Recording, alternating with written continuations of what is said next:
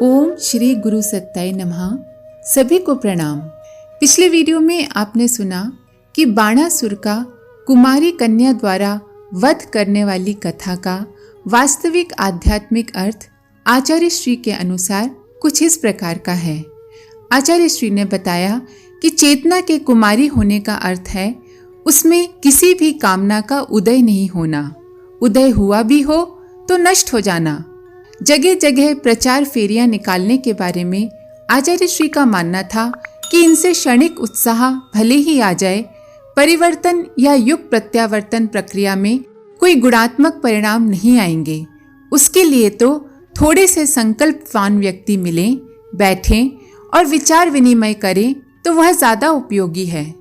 पंडित जवाहरलाल नेहरू जी के निधन के बाद किसी के चिंता प्रकट करने पर आचार्य श्री ने निश्चिंत रहने को कहा।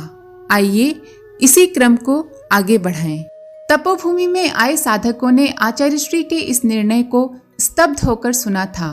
सुनकर उन्हें अच्छा नहीं लगा था। प्रतीत हो रहा था जैसे कोई संरक्षण दूर होने जा रहा हो। कुछ के मुंह से तो नहीं नहीं निकल भी पड़ा था।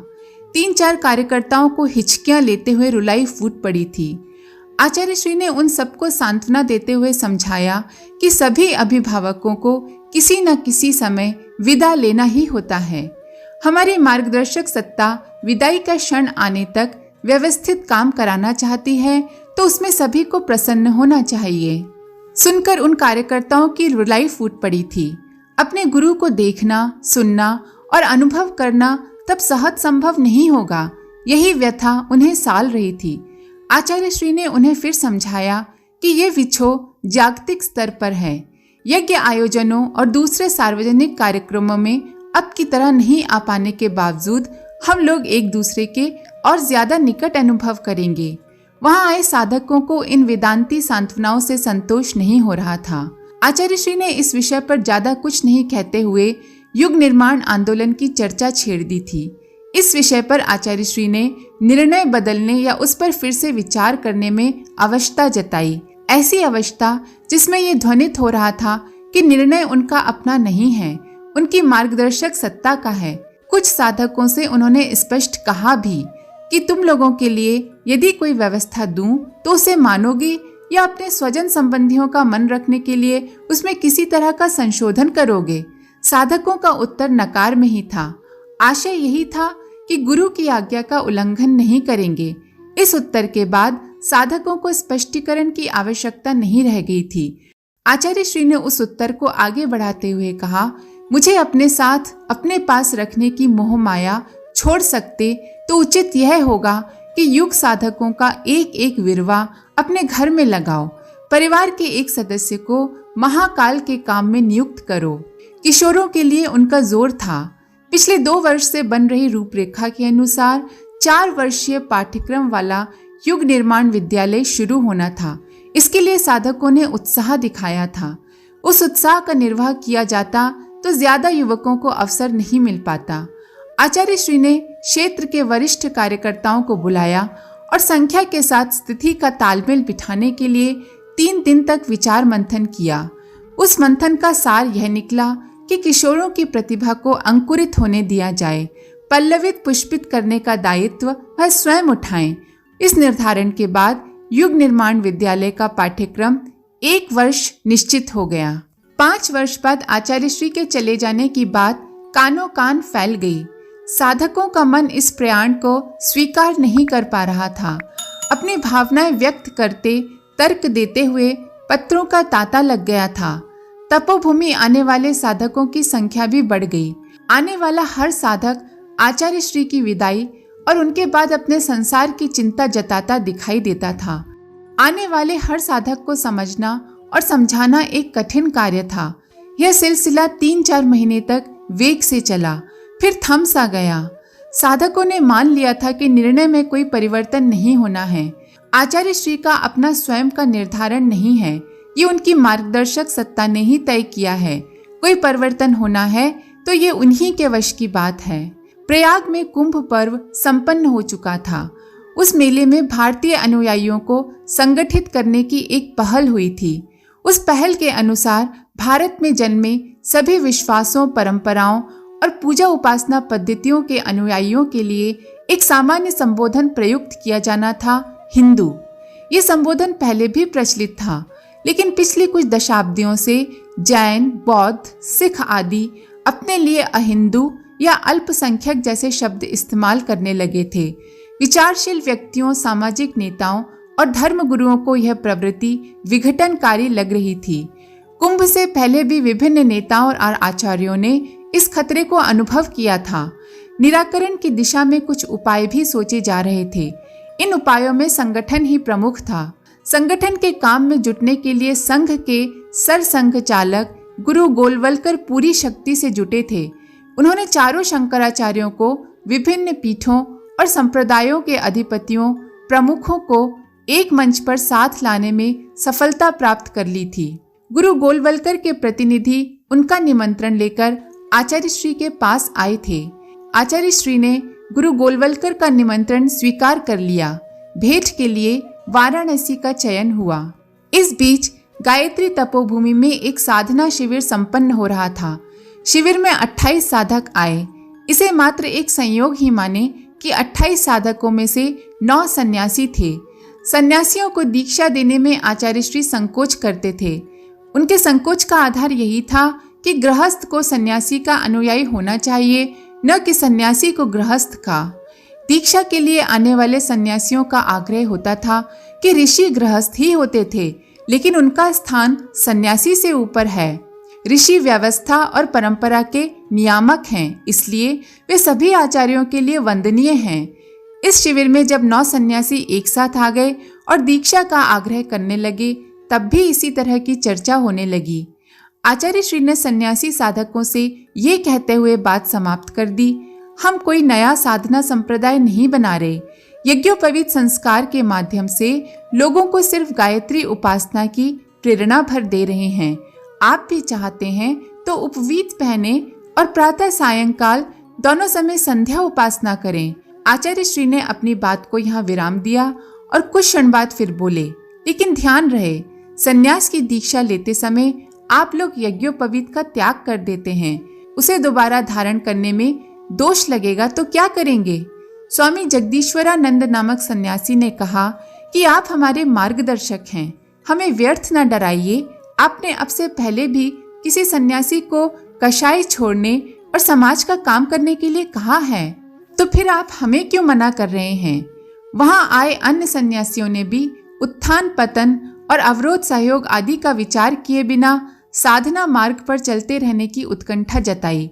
आचार्य श्री ने यज्ञशाला में बिठाकर उनका गायत्री संस्कार कराया और दक्षिणा के तौर पर कहा कि अपनी साधना स्थली में एक एक विद्यालय चलाएं।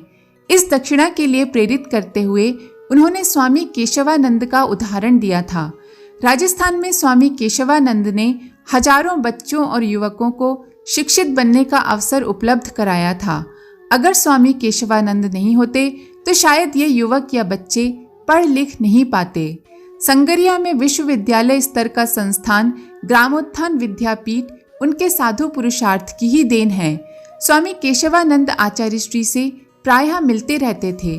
उनके काम और शैली को देखकर गदगद होते रहे आचार्य श्री ने कई अवसरों पर उनका उल्लेख आदर और स्तुत्य भाव से किया।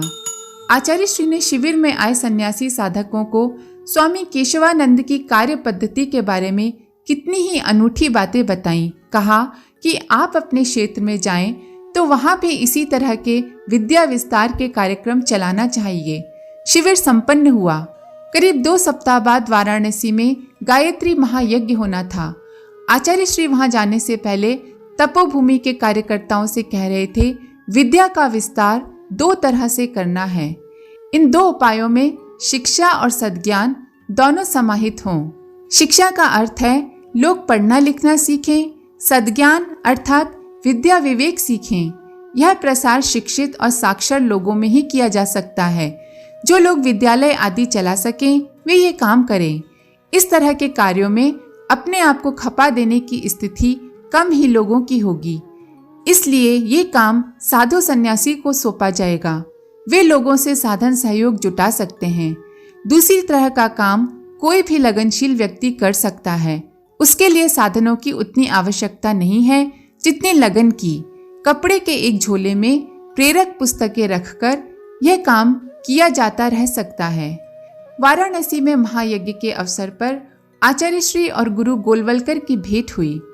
आचार्य श्री और गायत्री परिवार के संबंध में गुरु गोलवलकर की मान्यता थी कि यहाँ प्राचीन और आधुनिक का संगम हो रहा है। परंपरा भी है और विवेक भी। क्रांतिकारिता का दिखाऊ आवेश नहीं है और परंपरा के प्रति अंधभक्ति भी नहीं है। इसलिए आचार्य श्री को धर्म क्षेत्र में पहल करनी चाहिए। वह भेंट कोई 40 मिनट तक चली होगी। आचार्य श्री की राय थी कि करीब 50 लाख साधु संत अगर रचनात्मक कार्यों में लग जाएं तो देश समाज की बड़ी सेवा हो सकती है। उन्हें संगठित करना बड़ा काम नहीं है। निहित स्वार्थ उन्हें सहज ही संगठित कर सकते हैं। असल बात तो है उन्हें दिशा देने की। बिना संगठित किए भी उन्हें रचनात्मक कार्यों में प्रयुक्त किया जा सकता है। आचार्य श्री का कहना था कि अतीत में भी साधु संतों या धर्म क्षेत्र में काम कर रहे असंसारी लोगों को संगठित करने के प्रयत्न हुए हैं। उन प्रयत्नों के अनुभव अच्छे नहीं रहे। आचार्य श्री ने फिर कहा, आपने साधु संतों को संगठित करने का बीड़ा उठाया है। आपका उद्देश्य अच्छा है। ईश्वर आपको सफल करे। जहां तक हम लोगों के उस संगठन से जुड़ने की बात है, उसके लिए थोड़ा संकोच है। गुरु गोलवलकर आचार्य श्री को ध्यान से सुन रहे थे। उन्होंने संकोच का कारण पूछा नहीं। आचार्य श्री कह रहे थे कि हम लोग आत्म परिष्कार और समाज साधना का समन्वित मार्ग अपनाए हुए हैं। कार्य पद्धति में अध्यात्म और उपासना प्रधान, इसलिए संगठित होना आवश्यक नहीं है। कठोर अनुशासन और विधि निषेध वाला संगठन साधक को कमजोर कर देगा। इसलिए हमने गायत्री परिवार जैसा उदार और लचीला नाम चुना है। परिवार की धारणा ही साधकों में सामंजस्य बनाए रह सकती है। यह मैं मानता हूँ कि राजनैतिक या सामाजिक लक्ष्य सामने हो तो एक अच्छा संगठन होना आवश्यक है। आचार्य गोलवलकर ने आचार्य श्री से पूछा कि आपने कहा कि साधु संतों को संगठित करना कठिन है, क्यों ऐसा है? आप इसका आध्यात्मिक कारण बताइए। आचार्य श्री ने कहा, बहुत सरल सी बात है। संन्यास का मार्ग मोक्ष का मार्ग है। मोक्ष का अर्थ है हर तरह के बंधन, अनुशासन और दायित्व से ऊपर उठ जाना। मुक्त होने की कामना से जो यात्रा आरंभ की गई है, वह किसी संगठन के विधि निषेधों से कैसे रह सकती है? साधु संतों और सन्यासियों के कोई भी संगठन इसलिए सफल नहीं होते देखे गए। व्यवहारिक कारण संसार से ऊपर उठने, मुक्त होने या उसे मार्गदर्शन देने वाला विशिष्टता का बोध है। संन्यास के साथ साधना यदि निरंतर नहीं चली हो तो विशिष्टता का यह बोध दर्प और अभिमान को जन्म देता है। उस कारण भी सन्यासी किसी संगठन अनुशासन में कम ही आते हैं। आचार्य श्री ने इस विषय की दोनों स्तरों पर चर्चा की थी। गुरु गोलवलकर भी इन निष्कर्षों से सहमत थे, लेकिन उनका कहना था कि प्रयत्न तो फिर भी करना चाहिए। अगर साधु सन्यासी संगठित होकर समाज और संस्कृति की रक्षा करें, उसे बढ़ाएं तो परिणाम शुभ ही होंगे। गुरु गोलवलकर की इस आशा को आचार्य श्री शुभ मानते थे। गायत्री परिवार के ऐसे किसी प्रयास से जुड़ने का प्रस्ताव पर उन्होंने फिर भी अपना संकोच ही व्यक्त किया। आज के लिए इतना ही। आप सभी का धन्यवाद। ओम शांति। हमारे YouTube चैनल को सब्सक्राइब करें और बेल आइकन को दबाकर ऑल पर क्लिक करें ताकि नोटिफिकेशंस आपको मिलती रहें।